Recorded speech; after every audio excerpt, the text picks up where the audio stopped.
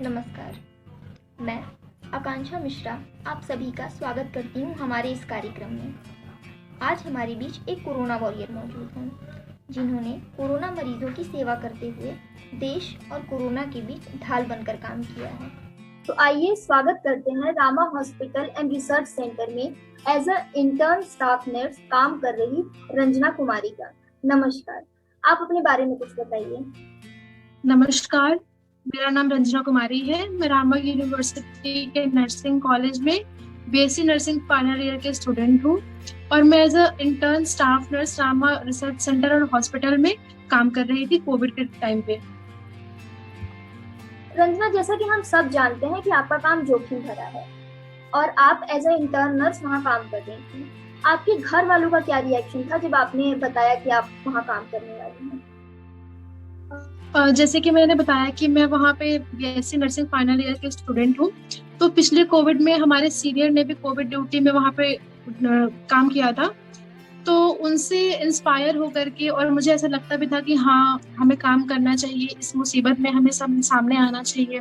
तो मेरे घर वालों ने भी बोला कि हाँ, जब और बहुत सारे स्टाफ भी रिजाइन देके जा रहे थे, तो हॉस्पिटल की स्थिति भी इस प्रकार नहीं थी कि अच्छे से काम चल जाए, तो हॉस्पिटल की भी डिमांड थी और हमारे खुद का भी मन था कि हाँ चलो हम काम करते हैं वहाँ, और इससे मुसीबत आई है तो हम सब मिलकर उसका सामना करेंगे।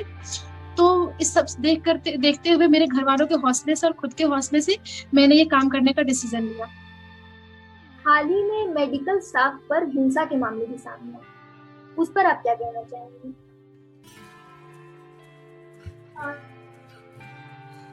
जी हाँ, जैसा कि हम सब लोग जानते हैं कि ज्यादातर हॉस्पिटल्स में हिंसा के मामले सामने आते हैं स्टाफ नर्स पे या फिर डॉक्टर पे या फिर वहाँ काम कर रहे किसी भी कर्मचारी पे, वो वहाँ पे हिंसा के मामले सामने आते हैं। तो इसमें मैं यही कहना चाहूंगी कि वो उनके पास शिष्टाचार की कमी होती है या फिर वो अशिक्षित होते हैं, जिन्हें ये नहीं पता कि वो डॉक्टर नर्स जो उनके मरीजों की जान बचा रहे हैं, आप उनपे ही हिंसा करते हैं, उनपे ही मारपीट करते हैं। तो ये बिल्कुल गलत है। जिनके पास शिक्षा नहीं होती है, जो बिल्कुल असमर्थ होते हैं, वही ऐसा कदम उठाते हैं, जो कि बिल्कुल गलत है। वो ये नहीं देखते कि वो दिन रात किस तरह से मेहनत कर रहे हैं उनके मरीजों के लिए, सबकी देखभाल के लिए। उन्हें पहले ये देखना चाहिए और ये बिल्कुल गलत है और बिल्कुल ऐसा नहीं होना चाहिए। जी, मरीजों की देख रेख के साथ आपने अपने स्वास्थ्य पर किस प्रकार ध्यान दिया था? जी हाँ, जैसे कि हालात इस प्रकार नहीं थे कि हम खुद के स्वास्थ्य पर भी ध्यान दे पाए। वहाँ की परिस्थितियां ऐसी थी जिन्हें हम देखकर खुद भी कभी कभी डर जाया करते थे, लेकिन वो अगर हम डर जाएंगे तो काम कौन करेगा। ये सब देखते हुए हम अपने आप पे भी ध्यान देते थे, जैसे कि गर्म पानी दिन भर पीते थे, ठंडे पानी का बिल्कुल भी प्रयोग नहीं करते थे। और गर्म पानी पीने के साथ साथ सुबह और शाम को हम मेडिटेशन करते थे, एक्सरसाइज करते थे जब भी हमें टाइम मिल जाता था। और खाने में हर तरीके के विटामिन को लेते थे, जैसे फ्रूट्स भी ले रहे हैं तो उसमें हम ऑरेंज ले रहे हैं, लेमन ले रहे हैं, और मतलब इसको डाइट में पूरी तरीके से शामिल करते थे। कभी कभी हमें मल्टीविटामिन टैबलेट्स लेने की भी जरूरत पड़ जाती थी।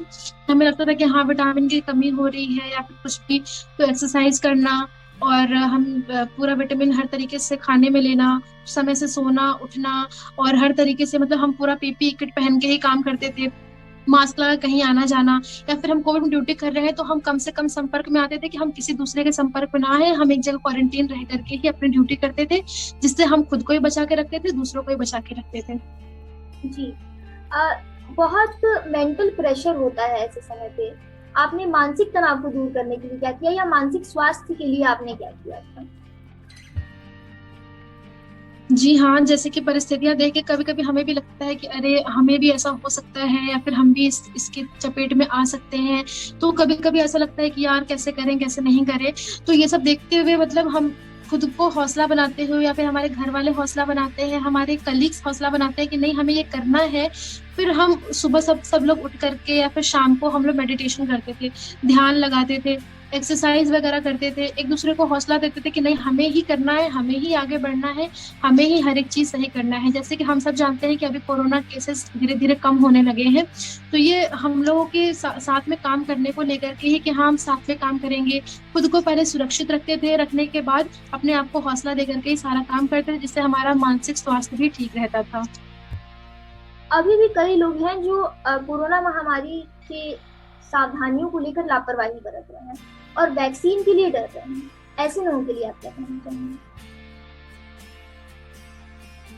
वैक्सीन के लिए तो मैं ये कहना चाहूंगी वैक्सीन पूरी तरह से सुरक्षित है। आज भी बहुत सारे लोग हैं जिनकी बारी भी आती है और रजिस्ट्रेशन भी करा लेते हैं, फिर भी एक दूसरे की बात सुनकर वो वैक्सीन नहीं लेते हैं।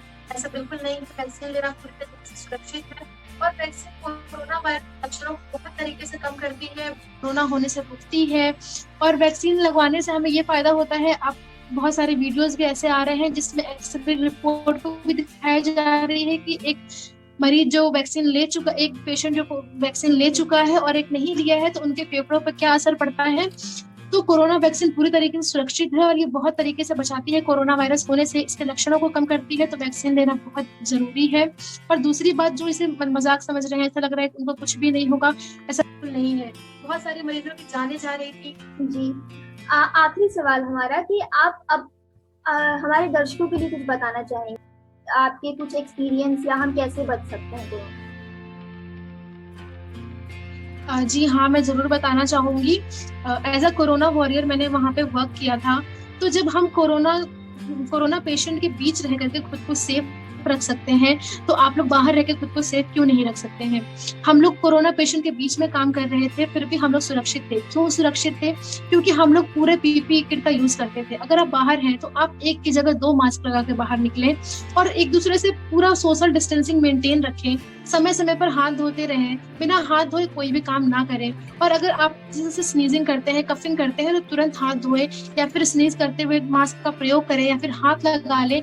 एक दूसरे के संपर्क में कम से कम आए और खाने की चीजों में अपना डेली डाइट अच्छे से मेंटेन करें, बैलेंस डाइट लेकर के चलें जिसमें हर तरीके के विटामिन, प्रोटीन, मिनरल्स सब कुछ हो।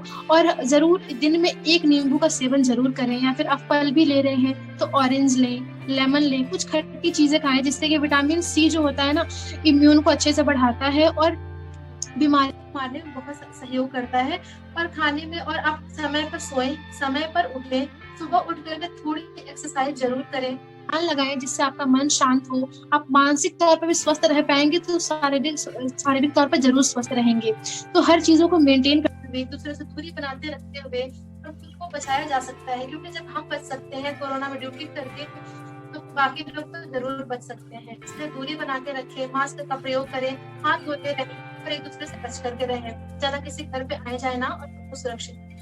नमस्कार जी, नमस्कार रंजना, धन्यवाद अपना समय हमें देने के लिए और हमारे दर्शकों को और हमें इतनी महत्वपूर्ण जानकारियां देने के लिए। धन्यवाद रंजना।